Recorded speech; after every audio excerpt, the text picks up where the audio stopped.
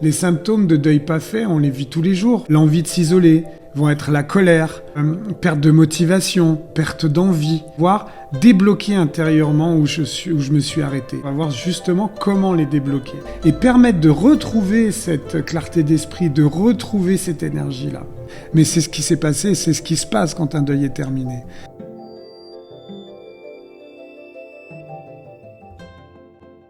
Les étapes du deuil, c'est un ensemble, un processus, un parcours, un chemin intérieur que nous traversons tous quand nous avons quelque chose qui se stoppe. Séparation avec quelqu'un, une collaboration que je dois arrêter, quelqu'un que j'ai perdu, une amitié qui s'est arrêtée, quelqu'un qui est soit mort, soit qui m'a quitté, soit qui n'est plus dans mon entourage, mes enfants qui grandissent, qui deviennent autonomes, ou des deuils d'idées sur ce que j'attends de la vie. Par exemple, que les gens soient justes, que les gens soient honnêtes, que les situations soient plus faciles. Je peux avoir des idées, de faire des deuils d'idées qui sont difficiles parce que cette réalité-là est difficile à accepter.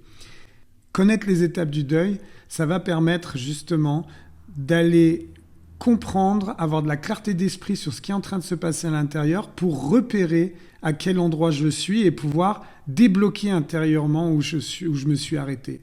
Parce que du coup, les symptômes vont être quoi ? Les symptômes de deuil pas fait, on les vit tous les jours, puisqu'on fait des mini-deuils, des gros deuils dans notre vie, plus ou moins importants depuis qu'on est enfant. Et les symptômes vont être l'envie de s'isoler, vont être la colère, vont être perte de motivation, perte d'envie, perte de foi même, ou de conviction. En fait, à l'intérieur, quand un deuil n'est pas fait, émotionnellement, ça va bloquer dans une des étapes et on va voir les conséquences que ça a et on va voir justement comment les débloquer. Premier élément important, le cycle sain de la vie. Ce qu'on appelle le cycle sain de la vie, c'est que naturellement, la vie, par exemple, si on prend la vie humaine, la vie est une succession de détachements, de fins et de débuts. Le détachement à la naissance, c'est une première séparation avec la mère. Et l'étape suivante, c'est envie de se rattacher. Chaque étape, on va voir du cycle sain de la vie, il peut y avoir des deuils à faire entre chaque étape. Donc par exemple, si je me fais quitter par quelqu'un, il y a un détachement. Ensuite, si j'ai fait mon deuil correctement, je vais avoir envie de me rattacher. Mais on s'aperçoit que quand on n'a pas l'envie de se rattacher, on ne va pas avoir envie de reconstruire quelque chose, on va reconstruire quelque chose d'une manière différente. Pourquoi je parle du cycle sain de la vie ? Ce qu'on appelle sain, c'est que c'est la réalité. Ce qui est sain, ce qu'on remarquera dans les étapes du deuil, c'est plutôt d'accepter la réalité, d'accepter les règles de la vie, d'accepter la vie telle qu'elle est. Et c'est peut-être à partir de là qu'on va pouvoir faire bouger les choses. Alors que le risque, et c'est souvent le cas en développement personnel et dans les outils de pensée positive, etc., c'est de ne pas accepter cette réalité-là et d'essayer de la contourner. Donc on va regarder cet effet subtil et comment le deuil peut débloquer et permettre de retrouver cette clarté d'esprit, de retrouver cette énergie-là. Première étape du deuil, c'est le déni-refus. Le déni-refus, c'est je tombe un vase auquel je tiens, le vase se casse et je saute dessus pour remettre les morceaux tout de suite et non, c'est pas possible. Cette phrase-là, non, c'est pas possible, c'est la phase de déni. Elle peut être très très longue. Certaines personnes qui ont perdu un enfant, par exemple, vont garder la chambre de l'enfant en espérant qu'il revienne un jour parce que justement, c'est impossible. Ce n'est pas possible et si en plus de ça, il n'y a pas un événement qui montre que c'est réellement fini, on l'a retrouvé ou quoi que ce soit, ça va être impossible ou très difficile de passer l'étape du déni. Donc le déni, c'est je vais jouer de la guitare, je me suis fait quitter par ma copine et je vais être en dessous de sa fenêtre et jouer de la guitare en espérant qu'elle revienne. Voilà, ça c'est l'étape du déni. L'étape du déni peut durer plus ou moins longtemps et ce qu'on va voir, c'est que dans toutes les étapes du deuil, on peut sauter d'une étape à l'autre et vous verrez que ce n'est pas linéaire, mais qu'on fait des petits allers-retours. L'étape suivante, c'est l'acceptation. L'acceptation, c'est quoi ? C'est dire, oui, ok, c'est fini. Celle-là, elle est très difficile. On peut jongler avec la première. Et puis, d'autres étapes que je présenterai après, on va s'apercevoir que c'est des allers-retours, mais que c'est des grandes phases comme ça, qui doivent chacune être cochées et accomplies pour que le deuil soit fini et qu'on arrive aux dernières étapes du deuil. Je prends un exemple d'un sportif de haut niveau qui avait gagné les Jeux Olympiques en handisport. S'était fait couper les jambes par un chauffard alcoolisé. Au moment du réveil, c'est très difficile à concevoir pour quelqu'un qui l'a pas vécu. J'ai pas de jambes. Donc là, le déni va pas être très long. Il va y avoir d'autres deuils. Le déni que je puisse un jour être comme tout le monde. Faire le deuil, que je puisse avoir des jambes comme tout le monde. Il y a plusieurs deuils qui peuvent être dans un seul deuil. Et puis l'étape du déni passé, c'est le fait c'est que j'ai pas de jambes.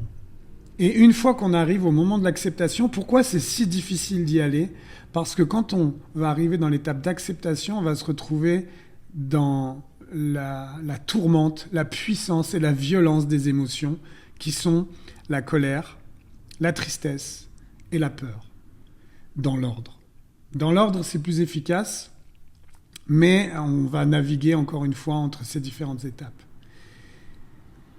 Nos sociétés ne nous encouragent pas et ne nous facilitent pas la chose avec les émotions. On va être des fois plus à l'aise pour la tristesse, on va être plus à l'aise pour dire qu'on a peur, on va être plus à l'aise avec la colère en fonction des personnes. Sachant que la première étape du deuil du passage des émotions qui peut débloquer les suivantes, c'est la colère. La colère, seulement socialement, parfois, elle n'est pas acceptée, elle est mal perçue. Alors que c'est une émotion qui va témoigner à ce moment-là de quelque chose qui ne me convient pas. Donc la colère, première étape, accueillir la colère, c'est aussi pouvoir l'exprimer. Aller l'accueillir, ça peut être, et moi c'est vraiment l'outil principal que je conseille dans ces moments-là, c'est de le poser par écrit, mais ça peut être pas suffisant et ça peut être la nécessité d'hurler en voiture ou dans un coussin ou de frapper sur un punching ball, de trouver le moyen, tout en se respectant soi et l'entourage, de sortir cette colère. Écrire la colère, c'est pas simplement faire des belles phrases avec du stabilo, etc. C'est l'exprimer clairement, nettement, gribouiller avec des mots qu'on pourrait avoir du mal à assumer et à accepter, mais c'est y aller vraiment. Une fois que la colère est sortie, ce qu'on se rend compte quand quelqu'un a vraiment exprimé sa colère, souvent c'est les larmes derrière. On dit que c'est des larmes de relâchement, mais il y a la tristesse qui arrive derrière. Et souvent, la colère sert à protéger cette tristesse qui est là. On se met en colère parce que soit on a peur, derrière cette émotion est latente, soit on est en colère. Soit on est triste. Donc la tristesse, émotion suivante, pareil, en prendre soin. L'écrire, le noter, le partager. Bien sûr, la thérapie sert à ça. Ou le partager à un ami. Et c'est là où partager un ami n'est pas toujours facile et la société ne nous aide pas à exprimer ses émotions. Parce que une personne qui va pas avoir envie qu'on souffre, ou soi-même, un des risques, c'est de vouloir éviter ces trois étapes-là. Soit en restant dans le déni, soit en sautant à l'étape qui, après les étapes des émotions, c'est l'étape de relativiser. Les proches vont souvent avoir tendance à le faire. Oui, mais une de perdue, 10 de retrouvée. Oui, mais tu verras, ça va trier tes amis. Tu verras que la vie continue, t'es pas mort, et ainsi de suite. Cet état, ce saut-là de faire relativiser est un risque qu'on trouve aussi dans le développement personnel et dans la pensée positive, où on va pas accueillir, accepter ce qui est là, et on va positiver quand même. Le fameux « je vais bien, tout va bien » de Danny Boone, « je vais bien, tout va bien, je suis beau, tout me plaît », et puis la gorge qui serre, et puis au bout d'un moment, ces émotions sont là. Ces émotions, d'ailleurs, peuvent venir de deuil et d'être ce deuil-là une résonance avec d'autres deuils qui ne sont pas encore faits plus profondément. Donc, traverser ces émotions, les accueillir, c'est difficile. On a tendance à vouloir éviter de le faire ou les proches veulent éviter de nous le faire traverser. N'empêche que, petit à petit, la colère s'en va. Petit à petit, la tristesse va s'en aller. Peut-être avec des retours et des petites réminiscences, mais petit à petit, elle va s'exprimer. Et l'émotion suivante est la peur qui peut se mélanger, qui peut arriver avant aussi l'acceptation. Non, c'est pas possible. Mais la peur est l'émotion sur laquelle on va arriver ensuite. C'est qu'est-ce que je vais devenir ? Qu'est-ce que je vais devenir sans mes jambes ? Qu'est-ce que je vais devenir sans elles ? Qu'est-ce qui va m'arriver ? Comment je vais pouvoir vivre ? Qui va m'aimer ? Là, l'étape de la peur, c'est pareil, c'est une étape où c'est important de le partager ou de l'écrire, de le poser, de l'accueillir, d'être doux avec soi dans ces étapes émotionnelles. Se faire accompagner si elles sont trop dures. Et une fois qu'elles sont traversées, petit à petit, et toujours par aller-retour, Parfois, le deuil n'est pas fini, mais on commence à relativiser, à se dire « je sens qu'il y a quelque chose de nouveau qui va être possible ». Et puis on replonge, il y a ces va-et-vient dans le deuil. Et ensuite, petit à petit, on va commencer à se dire « je peux faire ci, je peux faire ça, je ne suis pas mort, il y a d'autres filles, il y a d'autres hommes, il y a d'autres collaborateurs avec qui je pourrais travailler, il y a d'autres opportunités, il y a d'autres choses à faire ». Et là, on commence, une fois libéré de ses émotions, et quand c'est fait sainement et non pas en relativisant, à avoir cette vraie énergie d'envie. Cette vraie énergie d'envie qu'on perd quand on est juste en train de relativiser, on positive le matin, allez, mais on a ce deuil qui est pas fait, ces émotions qui sont là, et au bout d'un moment, on n'y arrive plus. Au bout d'un moment, on a envie de s'isoler, et au bout d'un moment, on n'a plus la motivation, on n'a plus cette niaque profonde, parce que ces deuils sont pas faits. Donc le mental peut pas tout résoudre, le mental peut pas pousser et vraiment contourner ces blessures-là quand elles sont là. Donc on va commencer réellement à relativiser. Et réellement relativiser, ça veut dire quoi ? Ça veut dire que c'est quelque chose qu'on ressent à l'intérieur. Cette pensée, ces idées claires, plus claires, ces perspectives, ces nouvelles perspectives qui s'ouvrent, là sont réelles et sont possibles quand les émotions ont été traversées. Je vais commencer à me dire, et comme c'est le cas de ce champion olympique qui avait perdu ses jambes, c'est une fois avoir traversé pendant des années par le biais d'associations contre l'alcool au volant, contre etc., ces émotions, cette colère, petit à petit à commencer à rencontrer des gens, à rencontrer des personnes, à se rendre compte qu'il pouvait faire aussi du sport sans ses jambes. Et petit à petit, il a commencé à relativiser. Et ce qui est puissant, et c'est le jour de la fin de son deuil et des étapes du deuil, le jour où il est sacré champion olympique, c'est ce qu'il va dire devant l'écran est puissant, c'est l'étape suivante du deuil, c'est le pardon. Alors le pardon, quand on a encore nos jambes aujourd'hui, est difficile à concevoir de pardonner la personne qui va nous couper les jambes alors que ce n'est pas encore fait, puisqu'on n'a pas traversé ces émotions. C'est là où on voit l'importance de traverser toutes ces émotions-là pour pouvoir arriver au pardon et arriver à l'étape ultime, puisque le pardon souvent a été considéré comme l'étape ultime du deuil. Non, c'est pas l'étape ultime du deuil. L'étape ultime du deuil, c'est une étape qui vraiment peut paraître inconcevable pour celui qui est encore dans le deuil. Mais ce champion olympique-là, devant la télé, ce jour-là, dit « Je pardonne cette personne qui m'a coupé les jambes dans l'accident, mais je la remercie. Et je remercie la vie. » Ça nous paraît vraiment, j'y tiens, inconcevable quand on a encore nos jambes, inconcevable. Mais c'est ce qui s'est passé, c'est ce qui se passe quand un deuil est terminé. C'est on finit, quand on vient de se faire quitter par quelqu'un, on se dit c'est horrible, on traverse tout ça, ça peut être pénible. Et puis le jour où on a traversé toutes ces émotions et qu'on re-rencontre quelqu'un et qu'on se rend compte, souvent on va se dire, en fait finalement c'était mieux que je sois plus avec cette personne. C'était mieux que je sois plus dans ce travail. C'était mieux que j'arrête de courir après ce rêve alors que en fait je me bloquais et que ma réalité, mon bonheur était ailleurs. Attention, je dis pas qu'il faut arrêter de courir après les rêves. Je dis juste que l'important, c'est d'être calé et aligné avec la vie, avec sa réalité.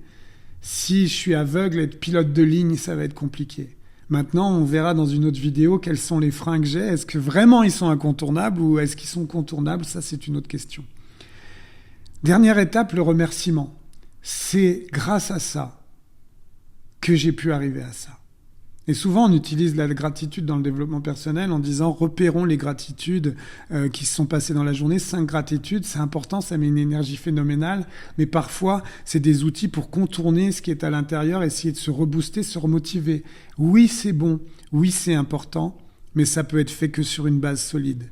Et si on n'est que dans relativiser, que dans l'utilisation d'outils comme ça pour se booster, se motiver, et que le fond, les deuils sont pas finis, on va toujours se retrouver en fait avec des solutions d'évitement. Parce que la blessure est là, on va pas vouloir qu'on y touche. Et on va mettre en place des schémas, relativiser, positiver, utiliser des outils de développement personnel, mais à la fin, ça se casse la figure. Donc, pourquoi j'utilise le deuil dans cette première vidéo outil pour prendre de la hauteur ? C'est qu'effectivement, en traversant un deuil, on va vraiment relativiser, vraiment pardonner, vraiment remercier la vie et ce qui s'est passé et avoir une vraie hauteur. Pas une hauteur qui est fausse. Et c'est pour ça qu'il y a beaucoup de gens qui résistent au développement personnel, parce qu'ils se rendent compte que c'est pas juste, que c'est pas aligné. Donc le deuil, pour moi, c'est vraiment un outil ultra puissant d'être aligné. Parce que être aligné, c'est pas simplement être aligné avec soi, ses valeurs, ses connaissances, ses croyances, ce qu'on aime, ce qu'on n'aime pas. C'est être aligné aussi avec la vie. J'en parlais au tout début avec le cycle sain de la vie. La vie a un début et une fin. Il y a des choses auxquelles on est confronté dans le réel avec des règles. La gravité, on peut essayer, en étant un yogi ultra poussé, de défier certaines lois. Mais de lutter contre les règles de la vie, de lutter contre des réalités qui sont là. Ce qui est là maintenant est tel qu'il est. On ne peut pas le changer. Pour l'instant, c'est là. Et c'est en acceptant ce que ça nous fait, c'est en acceptant de traverser le deuil de tout le monde n'est pas parfait, tout le monde ne comprend pas tout de suite ce que je veux dire, tout le monde n'est pas fait pour être ensemble. C'est en acceptant ces réalités-là que finalement, là, je vais être aligné avec vraiment qui je suis et pas qui j'aimerais être. Et que je vais être aligné avec les lois de l'univers, on va dire, les lois de la vie, la réalité, que là, je vais pouvoir démarrer de moi et avancer, et arriver à ces vraies prises de hauteur. Voilà, c'était important pour moi, dans cette première vidéo de fond et d'outils de prise de hauteur, de parler du deuil comme étant un schéma, un processus où c'est intéressant de prendre conscience où j'en suis, et ensuite d'aller faire ce travail-là. Souvent, le plus compliqué, c'est celui de traverser les émotions et de savoir qu'on peut être soit accompagné, soit on peut le faire soi-même par différents moyens, l'écriture, le sport, crier, avec l'intention à chaque fois d'accueillir ces émotions. Elles sont une utilité, et de se laisser traverser par les émotions, ça sera beaucoup plus sain et beaucoup plus constructif pour le quotidien.